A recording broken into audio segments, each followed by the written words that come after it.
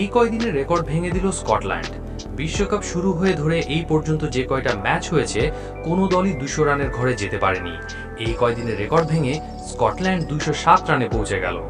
প্রথম 2 দিনে ম্যাচ হয়েছে 6টি, খেলেছে ভারত, ইংল্যান্ড ও ওয়েস্ট ইন্ডিজের মতো দলগুলো, কিন্তু আগে ব্যাট করে এই দলগুলোর কেউই 200 রানের ঘর ছুঁতে পারেনি। অবশেষে টি-20 বিশ্বকাপে 200 রানের দেখা পেল আজ সপ্তম ম্যাচে।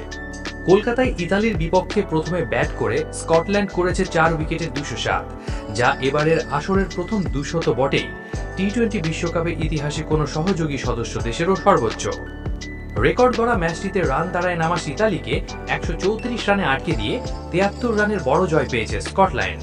এবারের আসরে স্কটিশদের এটি দ্বিতীয় ম্যাচ হলেও ইতালির প্রথম ছিল। এবারই প্রথম বিশ্বকাপে খেলছে ইউরোপের দেশটি।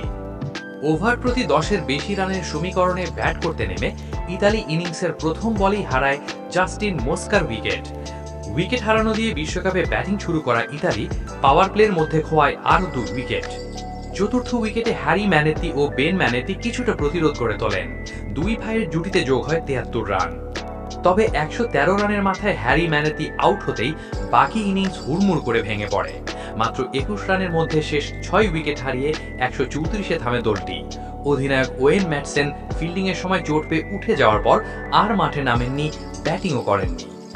এর আগে টসে হেরে ব্যাট করতে নেমে জর্জ মানসি ও মাইকেল জোনসের উদ্বোধনী জুটি থেকেই 126 রান পেয়ে যায় স্কটল্যান্ড।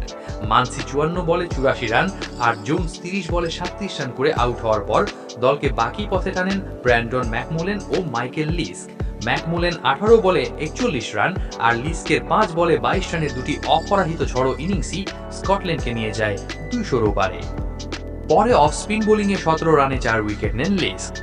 সুপ্রিয় দর্শক মণ্ডলী, নতুন নতুন খেলার আপডেট ভিডিও পেতে আমাদের চ্যানেলটি সাবস্ক্রাইব করে আমাদের সাথে থাকুন।